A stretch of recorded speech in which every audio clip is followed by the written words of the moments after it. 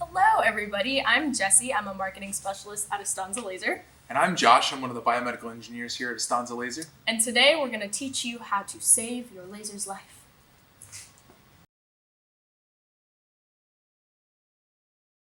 This video is part of our new Ask Astanza series where we're going to share some of our expertise related to servicing your laser, marketing support we provide, proper training, and cool new technology. Yeah. I'm actually so excited about this video because it is the first in our new Ask Astanza series. So I'm here today with my coworker slash friend slash office Jeopardy wizard, Josh. What do you do at Astanza besides smoke me in Jeopardy? Well, most of you have seen me out at your local sites or shops, med spas, dermatologist's office, fixing your machines or training your staff, as well as often answering a lot of your clinical or technical support questions. I actually do a lot of things. I've seen a lot of you out there. And he's going to give us some tips on how to protect your laser and other medical equipment. There are 3 important parts of an aesthetic laser you want to make sure you protect. Those are the hands, arms, and tails. Laser, hands and arms and tails, arms and tails. First, you want to make sure that you are cleaning your handpieces because lack of proper handpiece cleaning can actually cause a lot of trouble for your laser down the line. If you're having any sort of optic or crystal or lens that the laser is passing through, you want to make sure that you're using acetone to clean that very thoroughly after each use or after a couple uses. As the debris tends to stick on the lens, it becomes harder to clean, and then you eventually lead to cracked and broken handpieces, which can be very expensive.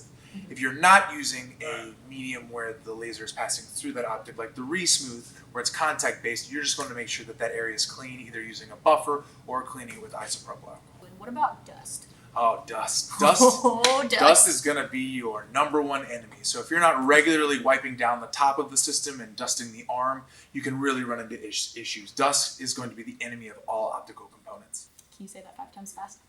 Dust is going to be the optical components. Dust is going to be the enemy of optical components. Dust is going to be the enemy of the optical components. Dust is the enemy of the optical components. Dust is the enemy of the optical components. Yes! Dust! Dust! Clean your lasers. Next, you want to make sure that you are reholstering your laser arms properly by rotating the arm clockwise to lock back into the system.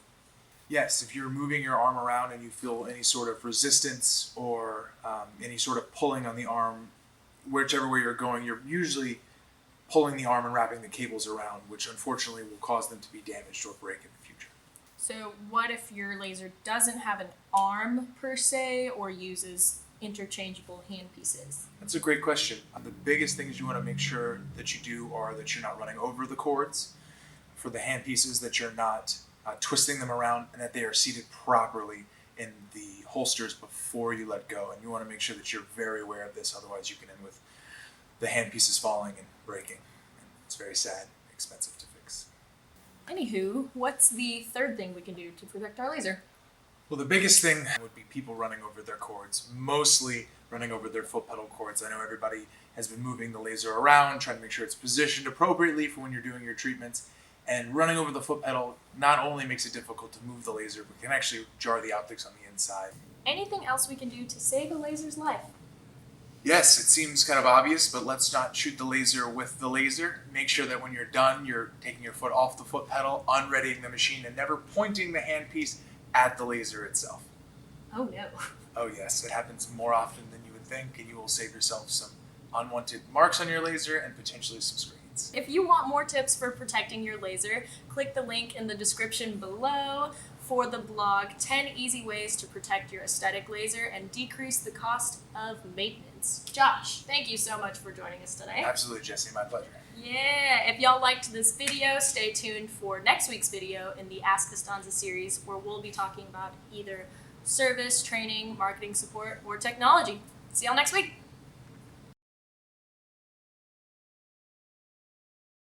One, two, three. Ah, mine didn't go. Yeah.